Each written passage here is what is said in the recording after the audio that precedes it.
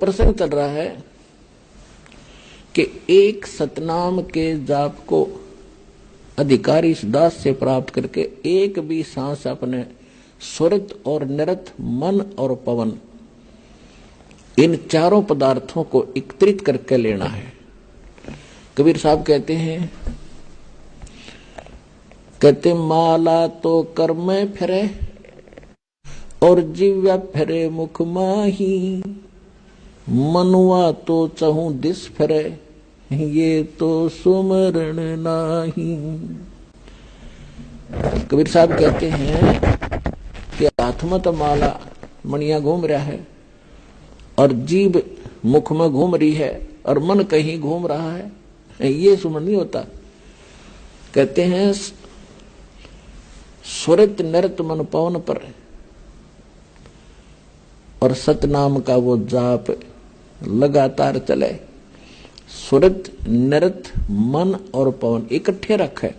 जैसे आप सिमरण करते हो, सांस के सिमरण सतनाम दिया है, या प्रथम मंत्र भी जाप करते हो, उस पर ये ध्यान रखे कि जैसे आप प्रथम मंत्र बोला प्रथम मंत्र का, तो ये सोचा ये किसके विषय में है।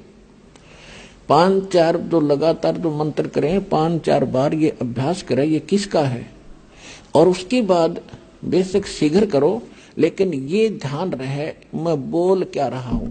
अब बोलते हो सत सुकरे तवगत कबीर, तो फिर इस क्या बोल रहा हूं ये शब्द है, इस शब्द के साथ इस चित्त यानी मन को लगाना है और ध्यान रहे कि मैं क्या बोल रहा हूं, कौन से अक्षर का उच्चारण कर रहा हूं।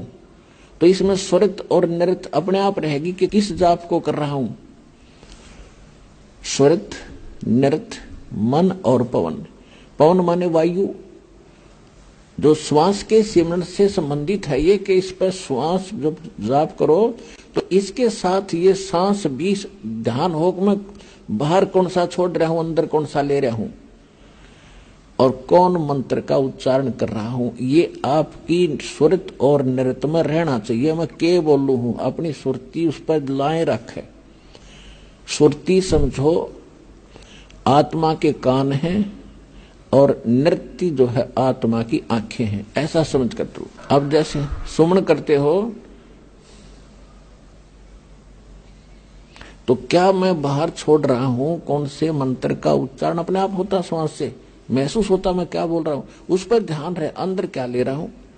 तो ये सुमन बने आपका ध्यान कहीं और श्वास करें जाओ खेचम खेचा, इससे कोई लाभ नहीं। स्वरित नृत्य उस पर लगी रहे, मैं क्या बाहर छोड़ रहा हूं, क्या अंदर ले रहा हूं, या प्रथम मंत्र में किस किस जाप को कर रहा हूं। जब जल्दी करते हो, क्योंकि स्वाभाविक हो जाता है जल्दी करना पड़ता है, तो उसमें ये सोचा मैं बोल के रहा हूं। पहले तो ये पता हो कि किस किस का जाप है। ये 2-4 बार अभ्यास करके फिर बेशक केवल शब्द पर ही ध्यान रख सकते हो। के बोल रहा हूं, कौन सा मंत्र बोल रहा हूं, हरियम बोल रहा हूं, किलियम बोल रहा हूं, उस पर तो वो उस पर जरूर रहना चाहिए, वो नहीं मारा फेरे जाओ।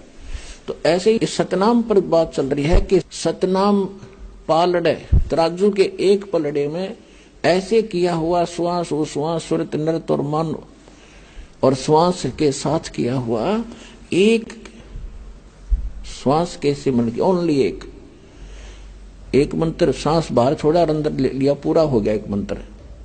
इस एक मंत्र के जाप को तराजू के एक पालड़े में रख दो, उसकी कीमत,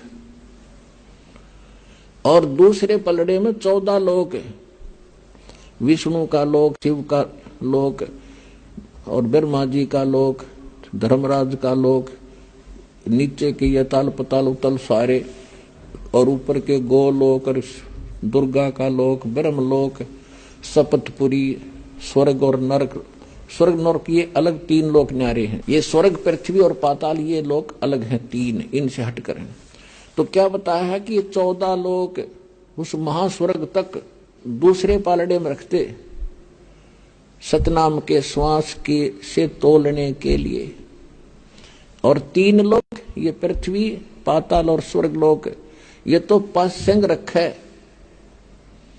पासंग क्या होती है आजकल के एजुकेटेड बच्चों को पता नहीं, क्योंकि ये ज्ञान गूढ़ रहस्य है और अपनी लोकल लैंग्वेज में ये एक सूक्ष्म वेद है। तो दास का जन्म ऐसे समय में दिया दाता ने, दास ने दोनों जमानों की लैंग्वेज का ज्ञान हुआ, जिस कारण से इन गूढ़ रहस्यों को आज समझ सका। और इस ग्रंथ को, गरीबदास साहिब जी के ग्रंथ को आज के बालक पढ़ के देख लो, इन्हों का दर्द, इसमें पता नहीं क्या लिख रखा है। क्योंकि